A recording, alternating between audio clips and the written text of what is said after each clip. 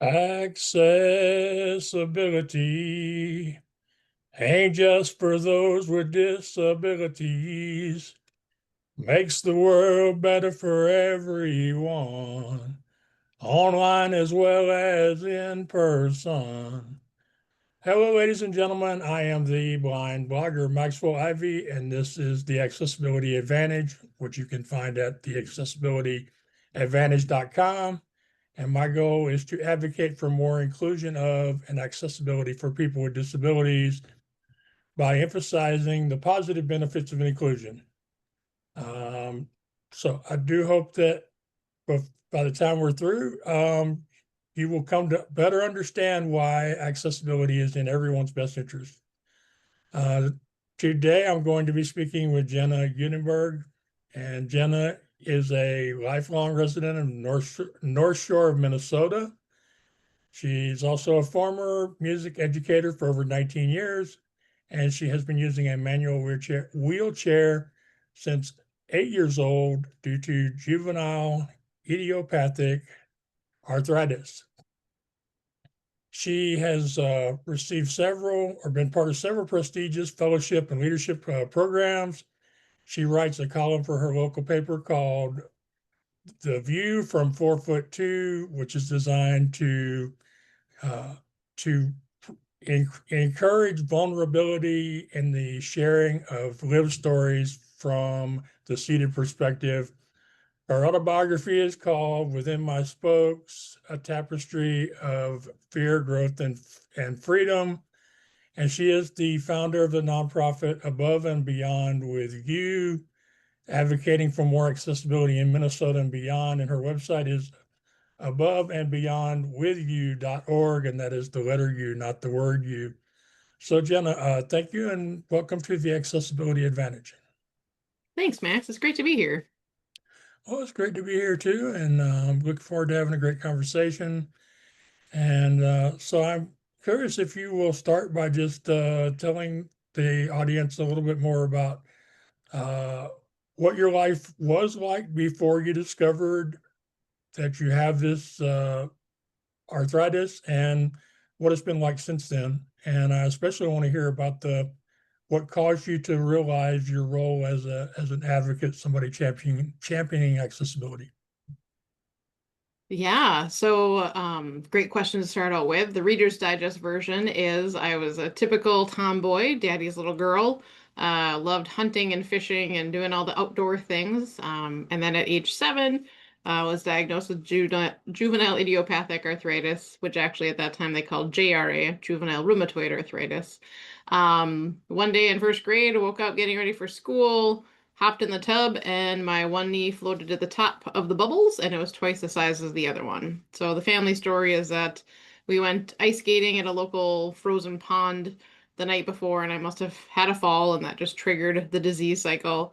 Led to having to get 3 different diagnoses from 3 different doctors in the area and going down to Mayo Clinic in Rochester to get the official diagnosis.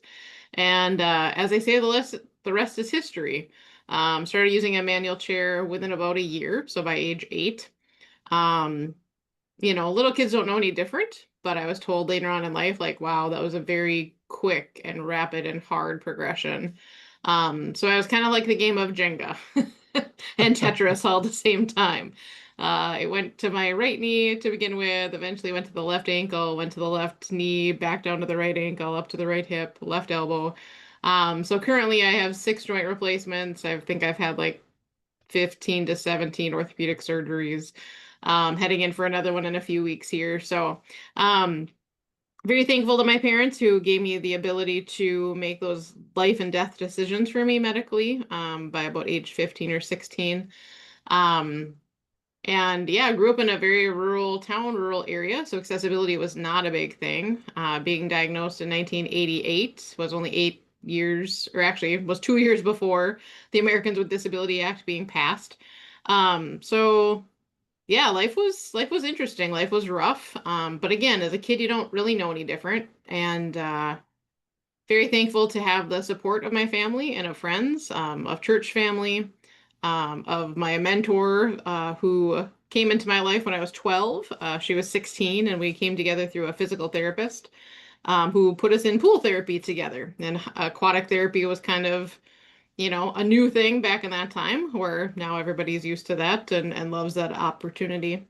Um, but like the biggest thing I've ever put out there is like my family always taught me that you leave a space better than you found it. And now in my leadership work, I try to leave people in a better place than when I first met them, and including myself. And sometimes that means being vulnerable. A lot of times it means sharing your story, good, bad, otherwise, and also a lot of listening because everybody's story is important. Yes, and everybody is at different places in their story, and that's not just living the story, but also being able to tell it. So Hmm. sometimes we have to be willing to accept that the other person may be not ready to tell their story or to tell it as vulnerably or as authentically as we would. Absolutely. And sometimes too, we all do use different labels. We all use different words to describe things. And so it's having those curious questions and deep, vulnerable conversations. So that way we make sure we're not offending one another, but we have enough grace and mutual understanding that, somebody might identify and use words that maybe I wouldn't use for myself, but that's their choice and their journey and their space. So yeah. Yes, I find some people enjoy using some of the less politically correct terms to refer to their disability, especially some of the younger content creators. Yeah, and it really depends on if you're in culture or out of culture, right? So I always have to kind of read the room of, am I in disability culture? Am I with my mentor bestie? Well, yeah, then we're probably going to say gimps and crips and all the things. But if I'm in a professional situation or in a meeting, I'm going to say person with disability or I'm going to say I'm disabled, right? So it's just reading the room, but also having that educational conversation in all of those different settings. Right. Well, figuring out how to talk about things is something we spend probably a lot more time on than we should when if people would really just approach us more as individuals instead of trying to approach us as groups, then we probably wouldn't run into near as many problems as we do with what to say and how to say it. Absolutely. If they first came to us and said, "Hey, it's Jenna. Hey, it's Max," versus, "Oh, I don't know how to interact with somebody that's blind or in a wheelchair or disabled," or "I don't know. Should I make assumptions that there are these two things?" Yeah. Yes. I'd like to share something with you that I've shared a few times before, but it's not something I talk about openly or haven't yet. Is I am much more comfortable being the only or one of only a couple of people with a disability in the room than I am being in a room that is full of people with various disabilities. Yep. And I think part of that's because it's what I'm used to. It's the experience I'm more comfortable, more familiar with because I am, and I'm sure you've been there too, usually the only one there. So Right. Yeah, I mean, very much so, because I grew up in a very non-disabled dominant culture. And there were several students that used wheelchairs, like in my middle school and high school days, but many of them were kind of ostracized and segregated to the special ed room or the DCD classroom, and they weren't mainstreamed. And so then when I came through, it was like, we don't know what to do with Udenberg because she is breaking the mold of like, wait, what? She wants to be in band. Wait, she wants to be in jazz band. Wait, she wants to travel with a band. She wants to go to Tennessee for their trip and she wants to go here. And yeah, so it was just a lot of like, we don't know what to do kind of situations. And then when I was in middle school, I was on a wheelchair basketball team in the next neighboring big town. And like you just shared, it was like the first time we went to Camp Courage, which is a disability camp in Minnesota. That was just like jaw dropping. And I didn't want to like drop my jaw in front of everyone, but I'm like, that teenager just took her leg off. Like I don't know what to do with this data because I've never seen that before, right? Or Like another guy from a different team was like almost, I don't know, he seemed like 7 feet tall at the time, but he was strapped into his wheelchair and he was a go-getter. I mean, he was just out on the floor and he did a face plant because he rammed somebody so hard because he was so aggressive. And literally, he slid like 4 to 5 feet face first on the hard floor and you could hear it across the gym. And ever since that day, I was like, I am never being strapped in my chair ever. I'd rather fly and see what happens.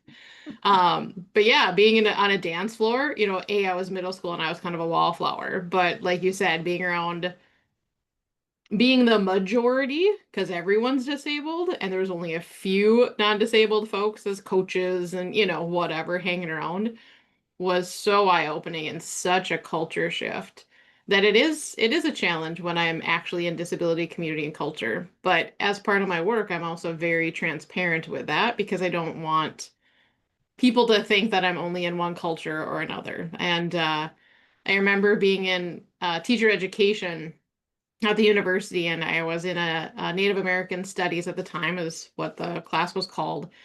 And I remember our professor saying that she has 1 foot in white man's land and 1 foot in her canoe. And even though a lot of the other Caucasian white students struggled in understanding like what we were learning, like that was just so profound for me because I was like, wow, I feel like I have one leg in my wheelchair and one leg that I'm trying to stand on in non-disabled culture. And so just watching the ways in which she navigated teaching and navigated the world and all the things, it was just very um profound for me, and it really shaped who I eventually became and am still becoming as a disability activist and advocate. Right now, if I'm not mistaken, there was a time when you pulled back from being an advocate, and then you were selected for one of these fellowships or something, and that recharged your desire to be an advocate for yourself and the community. Yeah, I went through tons of medical stuff, especially during college. So once I started having orthopedic surgeries when I was 15 and 16, I was having a surgery like every 6, 9, and 12 months. So like one joint wasn't Wow. even fully healed before I needed to go in for the next Jenga part to do its thing. And then also during college, I had, I think it was like 4 or 5 discrimination cases against professors. And, it was just one thing on top of another on top of another. So when you get to know the chancellor on a first name basis, it's not usually a good sign. Um, Unless you're but in student government, you're correct. That's not a good thing. right. So, but lots of lessons learned, lots of reality checks. But then I was in physical and occupational therapy, and at the local hospital and rehab area, they have what's called the Journey Award. And so in 2016, they nominated me for that because one of my PTs and my OT had seen the impact that I was making on the university campus and the ways that I was making an impact to change for future disabled students. And at that time, I really was not thinking of others. I was just trying to survive, let alone thrive, let alone make a difference. And so that was really the impetus for me to believe in myself again and to pick up that calling, that work, that job, that whatever you want to call it. And that really helped me then apply to become a Blandon community leader cohort member in 2017. And I would not have had the confidence to do that had I not been a Journey Award winner. Because, imposter syndrome is huge for anyone, but especially for those of us with disabilities, because we're told all the time, either intentionally, verbally, or in covert, hidden ways, that we are less than, that we don't belong in community, that we don't belong in leadership positions. Or they infantize us, right? They make us feel like we're just stuck at whatever age we were when we became disabled, or even younger because we happen to have needs, quote unquote. Um, and in my world, I'm tired of folks saying special needs and all that. And again, that's my irritant, that's my label. Because as I've done leadership, it's like, wait, we all have needs. We all have basic needs. We all have human needs. We have civil needs. Um, and so one doesn't trump the other. One isn't more important than the other. One isn't more unique or special. It just looks different for all of us. Right. And you mentioned imposter syndrome, and personally, I have struggled with my value as a singer, a songwriter, even an interviewer, because I'm never sure, or at least I used to never be sure, if the person paying me the compliment was saying you're really good or was saying you're really good for a blind guy. Right. I went through that so much as like personally. But I will be vulnerable with you and share probably for the first time out there that I struggle with this as a robotics coach because the first time that my team started going to state, started getting recognized, and then during the pandemic, I was one of their coaches of the year. And I was like, because I'm a chick in a chair? Because you feel bad for my team? Because and it's like, that's just the default, right? That's where we go. And then it was like, as I worked with, this nonprofit that runs all the competitions and I judge and I do all these other things, I'm like, no, Jenna, like your team did amazing things because you've invested in your team. Your families have invested in the team. The community has invested in our team. So why would we not be an award-winning team? Why would I not be an award-winning coach? But yeah, and it bothers me. So I hope the generation that's coming alongside of us, Max, and I hope the generation that's coming behind us, they don't have to go through those things that we have just shared. It's a very positive hope for the future, and we'll see. I think that in general, many of the younger people coming along now just have more confidence than we ever did.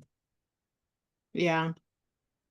And I think because of disability, equity, inclusion, and accessibility, I feel like that's what's empowered them to know those positive scripts about themselves, right? And so I hope that that continues so they can even be stronger. And like, there's not going to be a difference. Like, it doesn't need to be like, oh, well, this person's a CEO, but oh, they're in a wheelchair or they're blind or they have a seizure disorder or, whatever the disability is. It's just like, hey, that's Joe. That's awesome. The meeting's going to be Yeah. 10 minutes late. We don't need to know why the meeting's 10 minutes late, but we'll start the meeting when the CEO is here. Yep. Yeah. I remember an Olympic swimmer a few years ago, and um, somebody said it would be great if the compliments about her achievements didn't also include the words African American. Oh, yeah. And so I feel like, this is one of those areas where people that are in what we would call marginalized communities, we do have a little bit of similar understanding in that there is what you called it, a often a devaluation of our ability because Hmm. of the places where we're not exactly what other people would see as ideal. Absolutely. And, I even came to a crossroads in the last year or so around that because I didn't know what disability justice was. I didn't know what, care groups were or care networks. I didn't know all the discrimination that, folks of other ethnicities, racial backgrounds face. Because when I saw other disabled folks, I'm going to be honest, I went through the medical model of like, huh, I see Max looks similar to me, but is a little, I wonder if he's blind. Or, you know what I mean? Like, I would go through that whole, oh, You that know, person's walking and their gait pattern's a little different. They remind me of somebody from therapy who has this. And I was like, no, just see the person and see the fact that they have differences and those differences matter versus just kind of like, what's their medical diagnosis? right, right. And as you mentioned earlier, beyond disability, everybody has these challenges in their lives. Some of them are put upon Mhm. them by genetics or trauma. Some of them are their own doing. And I did a podcast many, many years ago where the host said, Max, everybody's blind about something. Mm. and he was cited, but the line stuck with me. So I have this song I've been working on off and on. I haven't yeah, I'm nowhere close to finishing it, but the hook to it is everybody's blind about something. I just have the white cane. Ah, I So like I it. feel yeah, so I feel like that fits in with a lot of what you're talking about. Yeah. So yes, I am talking with Jenna Udenberg, and her foundation is Above and Beyond with You, and her website is above and beyond with you.org, the letter U, not the word you. Mhm. So as a result of winning the award and then being part of this fellowship cohort, you re, I guess you'd say, relaunched your efforts as an advocate. And especially want to talk to you about the work you've been doing to make outdoor spaces more accessible, because it's not something I think most people think about when they think about including people with disabilities. Yeah, so I went from that 2017 Blandin Fellowship on, and then I became a 2020 Bush Fellow. And that's a pretty prestigious Midwest fellowship if you live in North Dakota, South Dakota, Minnesota, or the 23 tribal nations in that geographic area. Something to check out at bushfoundation.org. But yeah, so it was 2 years of just like investing in myself. And that was obviously during the pandemic. So, uh, made all these plans, wanted to wheel on the sidewalks of Berkeley where Ed Roberts and Judy Heumann, fought for Section 504 and so many other laws that benefit us today. Wanted to head to Bradford Woods, one of the biggest rehabs in the United States. Head down to an amazing community down in Florida that's been known to be very accessible. And then I wanted to head over to Sweden. And so I thought big and I thought differently, which is the whole tagline of the Bush Fellowship. And then the pandemic happened, and I had to stay at home because I'm immunocompromised. And it was the first time that I had to deal with my invisible disability because I'm so used to dealing with my wheelchair. And so, saying all of that to answer your question is, um, I knew nothing about how to get out and about in the world. Like, I've used a manual chair, I've had a couple power chairs to use for conducting and other like teachery, physical therapy type things. But I don't typically use them because it just doesn't fit my everyday needs. But I did some research because I'm like, I have all this money and I was supposed to go to all these places, but the whole point is like doing self-care and self-reflection. And even before the pandemic hit, it was like, there are no resorts or hotels near here that are Jenna friendly for me to go and have a monthly retreat at. And so then Bush was like, seriously? And wow, that's why your work is important. So that's why we need to invest even more in you to change this for your community and culture. And so that being said, I did some research and found Rio Mobility, which is a company out in California, and they make what's called a Firefly. And so once you have somebody attach two brackets to the front of your manual wheelchair, you can put an electric third wheel attachment. So it kind of turns my manual wheelchair into a almost like an e-bike or like a three-wheeled scooter. And I've put Okay. on probably close to 500 miles in the last 5 years. I got to be on trails, paved trails up here on the North Shore of Minnesota on beautiful Lake Superior. Been on gravel trails, been on limestone trails, been in Iowa, been in Wisconsin. Um, I have fallen in love with being outdoors again. So the Tom girl in me is alive and well again, thanks to Real Mobility's Firefly. And making some real headway with our Department of Natural Resources, with some other local nonprofits that come alongside the DNR in creating these paved trails. And so it's just been an amazing experience. And so things that I would longingly look from the highway when I went up to different places that I taught at, it's like, oh, that bridge is so beautiful looking over the cliff over Lake Superior to this beach over here. And now it's like, this is my bridge. So everybody knows that on the state trail, that's Jenna's bridge.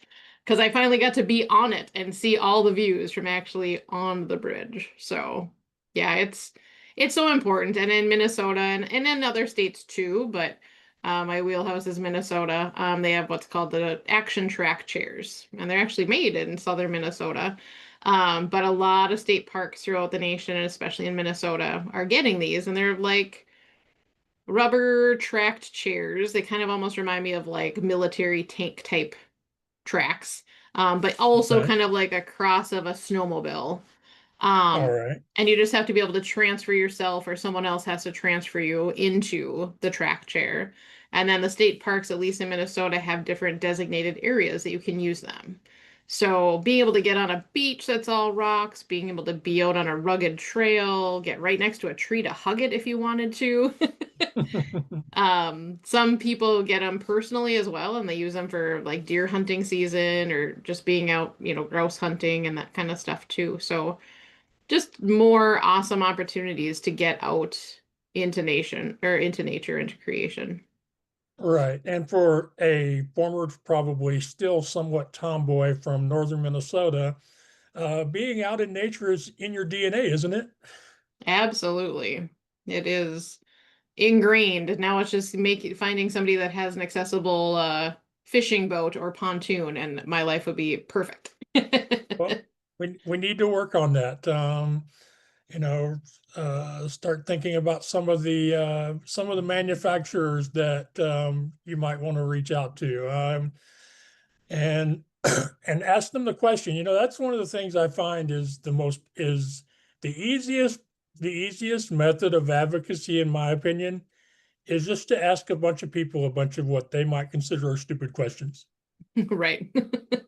I find I ask people questions and make them think about the answer and sometimes walk away mad because they can't think about the answer is one of the better things I do in my day. But so it's very important for you to be able to get back out in nature and it's not just you and pretty much the entire Midwest part of the country. This is how people grow up. This is how they live. This is part of the identity and it's kind of like you're not really a part of your community if your disability prevents you from participating.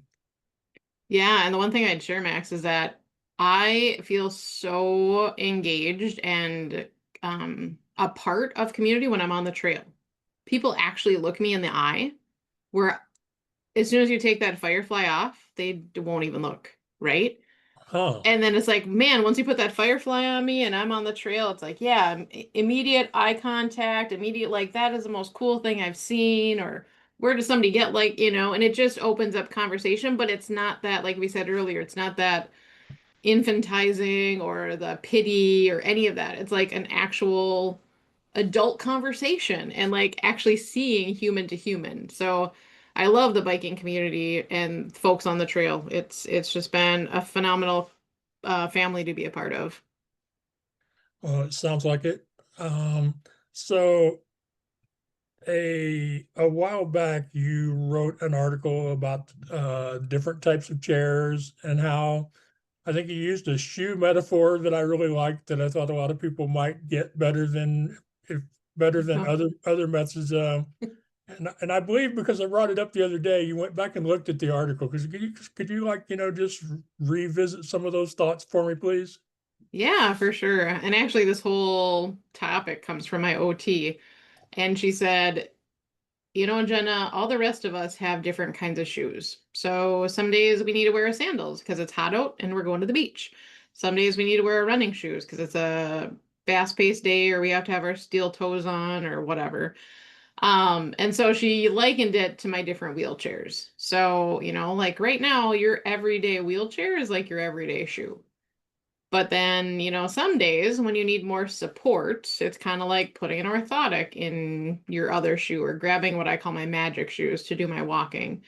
And then other days, it's like, oh, you need your speed racer, like your shoes that have the little balls that all the young kids love to walk and skate at the same time, kind of pair of shoes. And then other times she's like, well, and then sometimes you need your high heels on. You want to be fancy and you need your chair cleaned and it needs to be all slick and sleek and professional looking and all the things. And so I just really appreciated that way of talking about it because otherwise it was like, oh, you need to think about being in a power chair. You need to think about being less mobile. Need to think about moving to assisted living or, so it just helped have that conversation in a different way. And it also helped my non-disabled family and friends also think about it because they're like, "Whoa, I don't think about that. I just throw my cowboy boots on and I go to dinner, or I throw my dress shoes on, or I want my tennis shoes on because my feet hurt, you know." And it's like, well, when I say my butt hurts. So I need a different cushion. I need to put an orthotic in. That was good. I like that. I like that. So, so I really have enjoyed getting to know more about you and your life. So, something that occurred to me is that by making these outdoor spaces more accessible to people in wheelchairs or people with other physical challenges, um, it seems to me this could actually be a way that some of the smaller communities and maybe even some of the bigger cities could could better compete with some of their neighbors in the area of tourism by being able to let people out there who have physical challenges know that they're not going to be limited to just staying in the hotel if they come to the North Shore of Minnesota, for example. Yeah, absolutely. And, you know, it could be for anybody, whether they have a heart condition and maybe can't walk as long, you know, like, hey, here's this paved path. Here's how frequently there's benches or places to sit and rest, and this is how far it is away from other locations. And my biggest thing too is like, I know for me, I am very loyal. So if there's a place that is making me feel seen and heard and I am safe and my needs are being met, I'm going to vacation there all the time. I'm going to frequent them all the time. I'm going to promote them in my personal ways and professional ways. And so I think the more that we can increase accessibility and inclusion throughout, you know, all of our communities, the better off the whole community is going to be. And the biggest key that Above and Beyond with You wants to get across is like you need to promote it. And I think we're doing better because of social media and websites and all the things, compared to when I was a child, right? It was like, oh, well, we built this temporary ramp, but then Jenna didn't come. Well, why did we make this expense of making and wasting our time of this temporary ramp and then Jenna didn't come? And it's like, no, we need the curb cut effect. Like, how many other people use a ramp? Even though Jenna didn't come, it provided access for the delivery guy. It provided access for this other person in a chair. Or it made some other business owner or some other tourist look at it and go, I never thought about the lack of access at XYZ or my own business or what have you. So it's really about promoting it. And then the next step of that is like, please don't tell us what's accessible for us. Don't tell us in words. Show us in pictures, show us in video. So it has all of the alternative text so everybody can use screen readers and see and understand what accessibility looks like and feels like in those spaces because it's up to us ultimately to decide if that is accessible for us, if that's safe for us.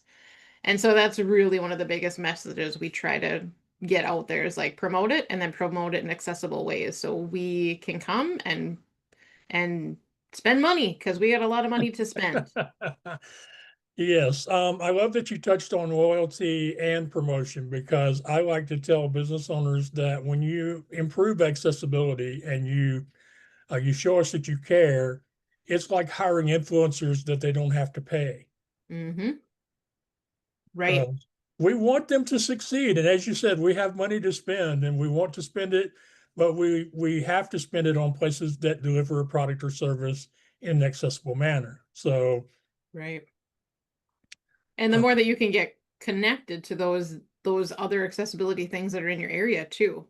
You know, whether it's an adaptive recreational sports nonprofit, you know, whether it's your Rotary that's doing different things, your public libraries. I mean, there's so many awesome pockets of accessibility and inclusion in even our small communities on the North Shore. But it's like, it's just being that network to bring everybody all together and promoting all of it.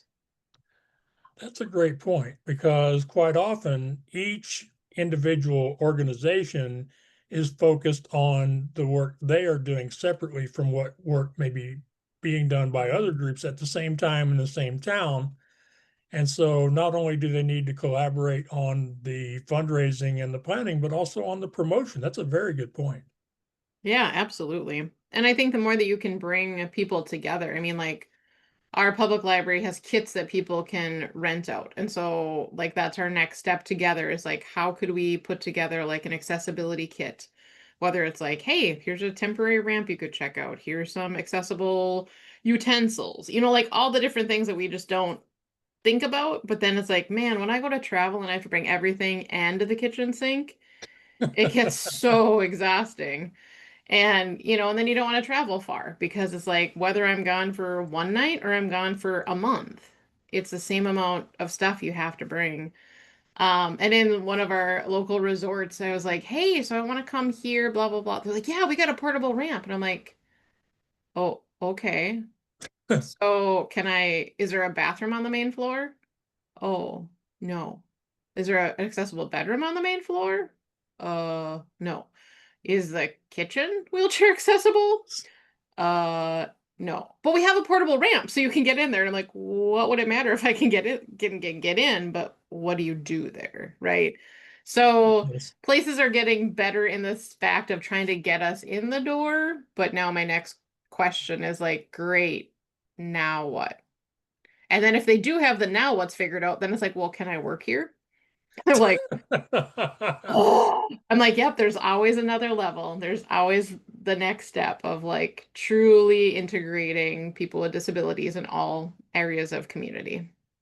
Yeah, but the important thing there though is for the business owner, if they get to the part of you can get in here, and then they get to the part of you can actually live here and enjoy here once you get in here. A Mhm. smart business person would think the natural progression is I want to hire people who I've figured out a way for them to get in here, but it doesn't always seem that's the case. Right. And I think like anything, the more that we keep blowing up the negative scripts and blowing up the ways that people default think about people with disabilities, I think the more those will change in this next generation. So that's my hope. Right, right. I'm trying to get to the point where my message is more balanced. For for me, it's pretty much about showing people why it's in their best interest, why they should care, why they should make the effort. But I Hmm. understand that at least for the time being, we have to combine that with the potential regulatory penalties, the possible lawsuits, and the potential for negative publicity that's just as powerful as the potential for positive social media promotion of companies that are doing things the right way. Yeah. And we're also trying to figure out, how are ways that nonprofits and other organizations and agencies that have the ability to do grants and the ability to get different sources of funding, like how can we bring that into our communities for so the small businesses can benefit from that, right? I mean, the ADA is the largest unfunded mandate that the American government has ever put in place. So here's all these rules, but there's no funding behind it to make it happen. And I think that's where a lot of small businesses struggle. And then because it is so overwhelming, they just they can't keep up with it all, or it just seems daunting. And then you have other folks, and this is kind of the craw for me sometimes is I love when there's non-disabled allies and I love when there's non-disabled people doing some of the work, but I've been in spaces where they've hired like disability consultants that don't have a single disabled person in their firm. And you can tell because there's so many things in the buildings that are just, yeah, they might meet code, but they're not functional and they're not where most of us would use them. So that's just my struggle of like, let's make sure disabled people are at the table and being stakeholders at every step of every project, as much as you can, and that it's not just a Jenna, come and look at our building we just created and give us a pat on our back because that's too late. There's always going to be stuff we miss. So from beginning to end is the best. Right. So, and that speaks to the idea of a universal design approach that brings in voices of every person who's going to have to use a a location, whether that's a physical location or a virtual one. So, Hmm. I really enjoyed having you on the podcast, Jenna. If you could, if there's one thing you would tell business owners or employers the about the importance of making physical locations accessible, whether that's like the usual stuff we think of or the outdoor spaces, just what would you want to leave people with? Ooh, that's a great question, Max. I would say bring your local community in and make sure that the disability voice is there. And if you feel like you don't have the disability voice within your community, reach out to Above and Beyond with You. Reach out to other organizations that this is the work we do, and so we can help find those pockets of folks, because they will be loyal and they will promote. Um, and really, the biggest thing is just treat it like any other aspect of your business, right? It needs to be a part Yes, of the business yes. plan. It needs to be valued from day one. And if you're on day, 1,432,000 because you've been a business owner forever, it's not too late. It doesn't have to be too expensive. We don't expect, at least for me, I can speak for myself, I don't expect to the moon and back, but it's that heart condition. So if you show me that you have a heart that wants to include, and maybe you're just unsure of how to, but that's where the with you happens in our nonprofit. So I want to be with you in this process and in this journey because we're all learning every single day. So don't don't not start because it's overwhelming. Make that first connection, make that first conversation, and do the right next step at the right next time. Right, some great advice, and I especially love that point about solve it as if it's any other problem in your business. That's a Hmm. very important reminder. So again, thank you for coming on the podcast. If y'all want to reach out to Jenna to get help with making your physical spaces more accessible, then you would go to aboveandbeyondwithyou.org, and that's the letter U, not the word you. And if you are looking for some help to determine the accessibility of your digital spaces, or if you want some help to improve the accessibility online, then I hope you will visit me at theaccessibilityadvantage.com. I want to thank y'all for being with me again on this week's episode, and I look forward to seeing y'all again soon. Thank you, and y'all take care now. Disabled people, we tell our friends and share to our social sites. Don't think about how hard it is. Just focus on those dollar signs. Cause accessibility ain't just for those with disabilities. Now in. Stop cloud recording. Cancel. Cancel. Stop recording. Button.